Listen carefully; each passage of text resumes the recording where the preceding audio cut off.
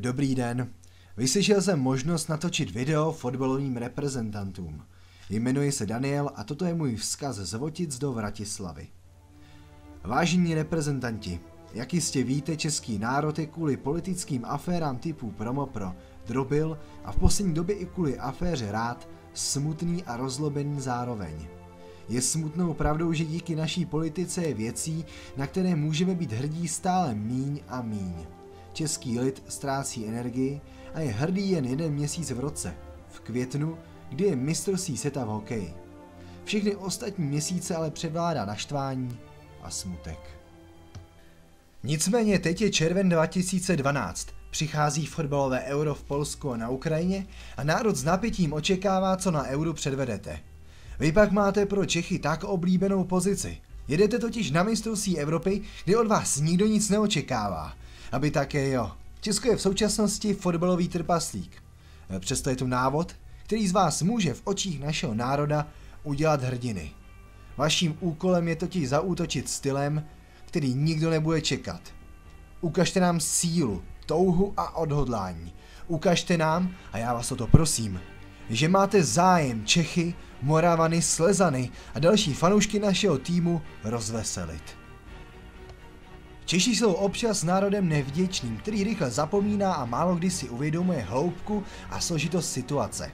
To ví hodně lidí a možná nejvíc z vás reprezentantů to musel pocítit Milan Baroš. Ty teď, Milane, moc dobře poslouchej. Já totiž chci, abys skutečně ukázal svou nejlepší hru a také, že na to máš. Doma mám knížku o tobě a prostě ti fandím. Musíš však přestat padat a začít se vší vervou bít za vlast. Češi tě kritizují. Je tu však pár věcí, které český divák zaručeně ocení. Jsou jimi bojovnost, urputnost a týmová hra. Ukažte nám, reprezentanti, že se selvem na srdci umíte být o každý metr hřiště. Ukažte nám, že chcete držet míč a jste nenasytní. Rozdrťte naše nepřátele na hadry. Dostaňte je do míst, kde padají rány a oni nebudou moci uhnout. Chci, aby Rusy, Řeky, Poláky a kterýkoliv další národ zápas s námi bolel. Abyste na ně vlítli a ukázali, že toho lva na srdci nenosíte jen jako módní doplněk. Buďte hrdí, netrhejte saka, mluvte s novináři, nesimulujte, ale především nevzdávejte se. Pokud postoupíte ze skupiny, bude to úspěch, jenže pak je potřeba probudit vše, co ve vás je. Zahojte za hlavu nějakou křivdu v novinách nebo zbytečný pesimismus českých fanoušků. Pokud postoupíte ze skupiny, začněte přemýšlet nad tím, že na hřišti vás není 11 hráčů, ale 10milionový národ, který potřebuje povzbudit. No a pokud se dostanete do momentu, kdy nepřátelské útoky už nebude možné odrazit, kdy budete prohrávat a naděje na postup bude skoro pryč, tak v tuhle chvíli si vzpomeňte na jedno. I z poražených se můžou stát hrdinové. I poraženým může tleskat celý stadion. Pokud nebudete uhýbat soubojům, pokud nebudete zbytečně padat, simulovat a naříkat, pokud ukážete světu, že i bez Nedvěda, Poborského nebo Kollera jsme pořád silný národ, který sice neprodukuje hvězdné techniky, ale je schopný vychovat silné bojovníky, tak pak to bude správné.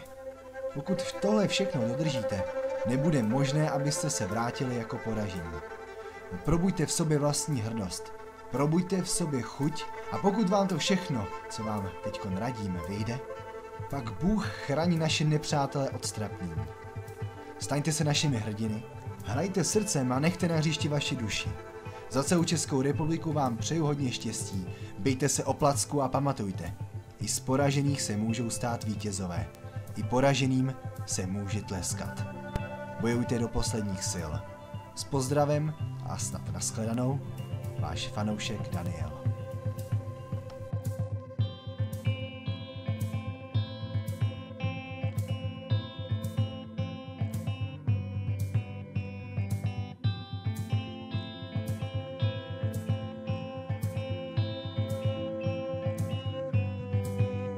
Today